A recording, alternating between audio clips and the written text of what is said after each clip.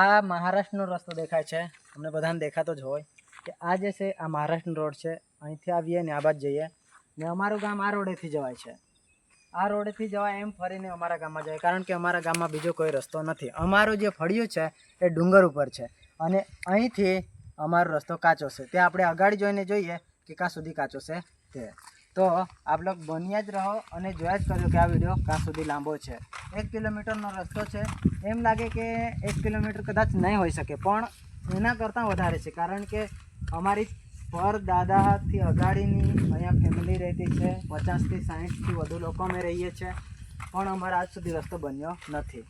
અમે ઠરાવ જોયા, અમે બધું જોયું, પણ અમારામાં કોઈ લિફ્ટ મળતી નથી. તો આપ લોકો આગળ જોજો કે વિડીયોમાં કેટલું ખરાબ છે, ક્યાં ક્યાં એટલી મુસીબત આવે છે કે બાઇક કાઢવાની તો દૂર વાત, ચાલવાની પણ મુશ્કેલી બને છે.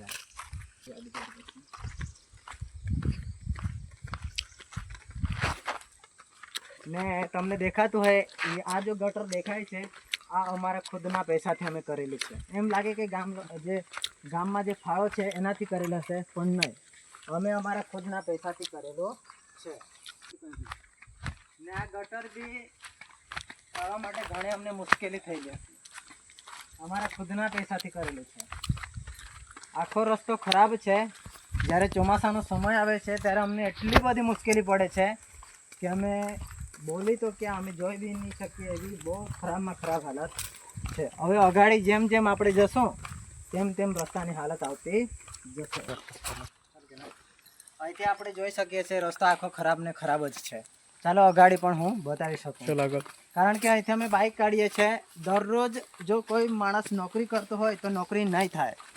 આ મારી જ વાત નથી, મેં આખા જે અમારા ગામના છે એમના બધાને લોકોની વાત કરું છું કે કોઈ વ્યક્તિ નોકરી કરવાની હોય તો નહીં થાય, કારણ કે દરરોજ બાઇક કાઢવામાં ઘણી મુશ્કેલી થાય છે. ને આજ દિન સુધી આ રસ્તો બન્યો નથી. એવું નથી કે એકવાર બન્યો અને રસ્તો નથી બન્યો, આજ સુધી બન્યો નથી. હવે અહીં જોઈ શકીએ છીએ ત્યાંથી બધું આ માટી પડ્યું છે અહીંયા સુધી. હવે તો ત્યાં જ રહે, અહીંયા બતાવ. આ જે મંટોળું દેખાય છે, આ જે માટી દેખાય છે, આ અહીં સુધી આવી ગઈ હતી. અને આ જે બાઇક કાઢવા માટે અમે આટલો રસ્તો ખુદના હાથેથી કર્યો છે. ગામના લોકોએ અમારા માટે કંઈ સપોર્ટ નથી કર્યો. અને અહીંયા આગળ પણ તમે જોઈ શકો છો આ હાલત કેવી છે. અહીંયા ચાલવાની પણ ઘણી મુશ્કેલી થાય છે. આ જોઈ શકો છો, આ ચાલવાની પણ ઘણી મુશ્કેલ થઈ શકે છે. અને અહીંયા અમે બાઇક કાઢીએ છીએ. અને આ ફરસી જોઈ શકો છો, ફરસી બધા આ જે આ ફરસી દેખાય છે, અમે કોઈને પેલું નથી કરતા, પણ આ તમે ફરસી જોઈ શકો છો. આ એક ચોમાસામાં જો તૂટી જતી હોય તો આવી ફરસી શું કામની. ને આમાંનું જે સિમેન્ટ છે આ કેટલું કાચું એમ કે આ ફરસી પણ ટકી નથી શકતી, એમને એમ તૂટી જાય છે. હવે આ એક ફરસી 2 લાખ રૂપિયાની બતાવી છે. અમારા ત્યાં 2 ફરસી કરી છે 4 લાખની. હવે જો 4 લાખમાં જો આવું કામ થતું હોય તો પછી સરકારે શું કામનું. ને અહીંથી અમે બાઇક ડેલી કાઢીએ છીએ, પોતાના હાથેથી કાઢીએ છીએ. તમે ઘણા વિડીયો જોયા છે, પોતાના હાથોથી અમે કાઢીએ છીએ. ચાલો હવે આગળ જોઈએ. અમારો રસ્તો 1 કિલોમીટરનો છે કે 1 કિલોમીટર કરતાં વધારે છે. તો અમને જવા માટે ટાઈમ પણ થશે, વિડીયો લાંબો થશે, પણ આપ જરૂર જોશો એવી મારી વિનંતી છે. હવે મારે કોઈને દોષિત નથી ઠરાવો, જે વાત છે તે આપણે સાચી કહીએ. અને અમે ઠરાવ પણ જોયો 22, 23, 24, 25નો, પણ એમાં અમને કોઈ મુશ્કેલી જણાય નથી. અમને ગામના લોકો કે તમારો રસ્તો પાસ છે એવું તે થવાનું છે, ઢેકણું છે, પણ આજ દિન સુધી અમારો રસ્તો થયો નથી. ને અમે ઠરાવ જોયા, એમાં પણ અમારું નામ ન હતું. એ વાત સાચી છે, હું ઠરાવ પણ તમને મોકલી શકું. હવે હમણાં જે થયો હશે એ વાત જુદી છે, પણ હવે સરકાર જ્યારે આવે છે, જ્યારે સરપંચ બને છે ત્યારે 5-5 વર્ષનો એમને ટાઈમ મળે છે. તો 5 વર્ષમાં મળતો હોય તો એમને તો ઘણી વર્ષોથી ખબર કે અહીંયા રસ્તો નથી, તો લખાણ તો કરવું જોઈએ, ઠરાવમાં લખવું જોઈએ કે આ જગ્યાએ રસ્તાની જરૂર છે, તો આ રસ્તો બનવો જોઈએ. તો આ કેમ નથી લખતા, એ અમારી રજૂઆત છે. અને આ એક ફરસી છે, આ તમે જોઈ શકો છો. આ ફરસી હારી છે, પણ અહીંયા જો આનું અમને કોઈ પેલું દોષિત નથી અમે ઠરાવતા કે આ ખરાબ છે, પણ જરાક એવું બનાવો કે જરાક પાકું રહે, કારણ કે એટલું તો શું સિમેન્ટમાં કાંઈ જ નથી. આ જો સિમેન્ટમાં કેમ કાંઈ જ નથી કે જે તૂટી પણ શકે છે, એવું ના હોવું જોઈએ. કામ કરો તો સારું કરો, ના તો બેટર કે કામ ન કરો, એવી અમારી નમ્ર વિનંતી છે. અને આજ દિન સુધી રસ્તો નથી બન્યો, મતલબ અમે કેટલી મુસીબતમાં આ બાઇક કાઢીએ છીએ. દરરોજ કાઢવામાં ઘણી મુશ્કેલી થાય છે, એ અમને ખબર છે. જેઓને મુશ્કેલી થાય છે એઓને બધું ખબર હોય છે કેટલી મુસીબત છે. અહીંયા પણ નાણાંની જરૂર છે, પણ એ હવે આગળ જોઈએ. જ્યારે હમણાં વરસાદ ઓછો છે, પણ જ્યારે વરસાદનો સમય વધારે હોય ત્યારે આ મુસીબતો અમને વધારે અનુભવ થાય છે. જો કે ઉનાળામાં અમે કંઈ ફરિયાદ નથી ઉઠાવતા, કારણ કે ઉનાળામાં અમને ખબર છે જે હોય તે હકીકત છે. અમે બાઇક કાઢી લઈએ છીએ, 2-3 જણ બેસીને નીકળી જાય છે, એમાં કોઈ વાંધો નથી. પણ જ્યારે ચોમાસામાં ઘણો સમય થાય છે. ચાલો તમે અગાડી જોતા જજો. આ રસ્તાનો બી વિડીયો ઉતારજે, મારો જ નહીં ઉતારતો હો ને, કારણ કે આપણે રસ્તાનો વિડીયો ઉતારવાનો છે, મારો નથી. હવે અહીંયા જોઈ શકો છો, આ તમને સામાન્ય બાબત લાગે છે, અમને પણ સામાન્ય છે કે અહીંયા તો શું થશે, પણ અહીંયા જ્યારે વરસાદનો જ્યારે વધારે મોસમ રહે ત્યારે અહીંયા અંદરો પૂરી બાઇક ઉતરી જાય છે. આ છે, પછી આ જગા પર છે, કારણ કે આ બધી પોચી જગ્યા છે. અને જ્યારે વરસાદ વધારે રહે ત્યારે આ બધી પોચી થયેલી હોય છે. અને અમે પણ જ્યારે તૈયાર થઈને નીકળીએ છીએ બહાર, તો એવું થાય છે કે તૈયાર નથી થયા એવું થાય છે. હવે આ જગ્યા પણ જો આખી પોચી છે, એટલે અહીંયા રસ્તો આખો અંદર જાય છે. હવે આ જગ્યા અમારી પોતાની છે, આ જમીન અમારી છે, અમે ખુદનો રસ્તો આપ્યો છે. કોઈ વાદ વિવાદ નથી કે આ અહીંયાથી રસ્તો નથી, પણ આ રસ્તો આપણો જ છે, આ જમીન આપણી છે. આ બધી પોચી જગ્યા, આ બધી પાણી નીકળતું છે એટલે બધી પોચી જગ્યા થઈ જાય. અહીંયા પણ બાઇકો અંદર ને અંદર નીકળી જાય. ઘણી મુશ્કેલ છે, અમે બાઇકો કાઢીએ છીએ. હવે અડધે મૂકીને તો જવાય નહીં, કોઈ બી કંઈ પણ કરી શકે. એવા પાછા અમારા બાજુના લોકો. હવે તમે અહીંયા જોઈ શકો છો, અહીંયા અમે બાઇકો કાઢીએ છીએ. આ સ્થિતિ જોઈ શકો છો, અહીંથી ઉપરથી પાણી આવે છે.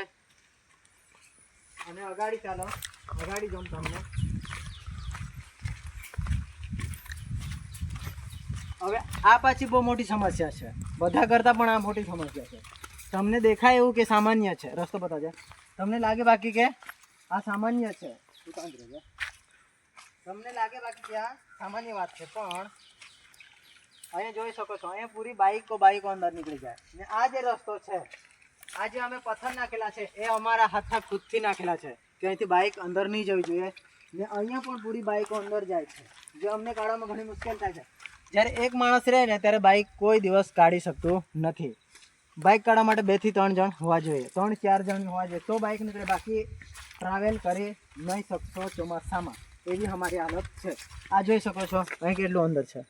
એવી રીતના બાઇક પૂરી અંદર ને અંદર નીકળી જાય છે. આ આખું પાણી છે. હવે મારા પર હમણાં બાઇક મારી બગડેલી છે, બાકી મેં તમને લાઈવ બતાવશે કેવી રીતના છે. હવે સમય એવો બી આવશે કે બાઇક જોડે મેં વિડીયો બનાવવા, જે થશે તે પણ બનાવીશ તો ખરો. હવે અહીંયા પણ જોઈ શકો છો અમે બાઇક કેવી રીતના કાઢીએ છીએ. એક જ લાઇનમાં બાઇક કાઢીએ છીએ, ત્યાં પણ બાઇકો બધી ખસી જાય છે.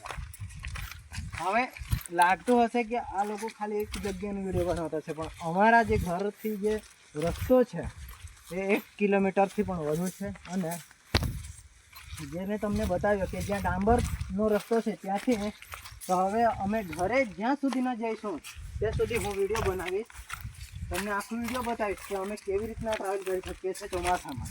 જ્યારે અમે તો હારા છે એટલે કંઈ નહીં, પણ જ્યારે કોઈ વ્યક્તિ માંદા હોય, દર્દી હોય, બીમાર હોય, ત્યારે એ લોકોને કાઢવી કેવી રીતે, એ અમારા મનમાં ઘણો એવું પેલું થાય છે કે કેવી રીતના કાઢીએ એમ.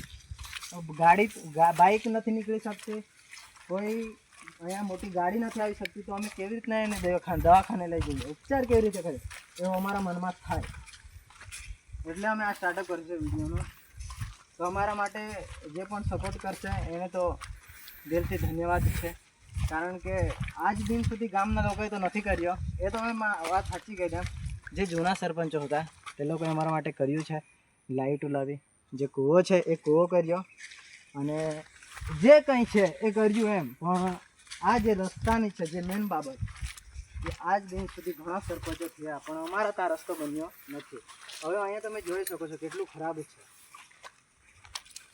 જ્યારે એ લોકોને કંઈ કહેવાનું ત્યારે કહે કે તમારા ત્યાં માણસો ગમે, તમારા ત્યાં વોટિંગ ગમે. અરે વોટિંગ ગમે તો વોટિંગ તો કરીએ છીએ ને, અમે તો કોઈ માણસ જ છીએ. હવે જ્યારે સરપંચનું એક ઘર રહે ત્યાં રસ્તો બની શકે છે, પણ જ્યાં 2-3 જ્યારે કુટુંબો રહેતા હોય, 7-8 કુટુંબો રહેતા હોય, ત્યાં રસ્તો કેમ નથી બનતો? આ વાત આપણે કરવી છે.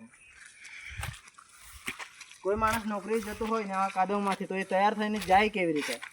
આ વાત આપ સમજી શકશો. આ ઘરો તમે જોઈ શકો છો. પેલો ઘર છે પેલું. આ બધા અહીંયા 9 થી 8 ઘર છે કે 9 થી 10 ઘર છે. હવે અહીંયા અમારો રસ્તો પૂરો થાય છે. હવે અહીંયા સુધી રસ્તો જ નથી બન્યો તો અમે કેવી રીતના બાઇક કાઢીએ કે અમારી નોકરી કરીએ?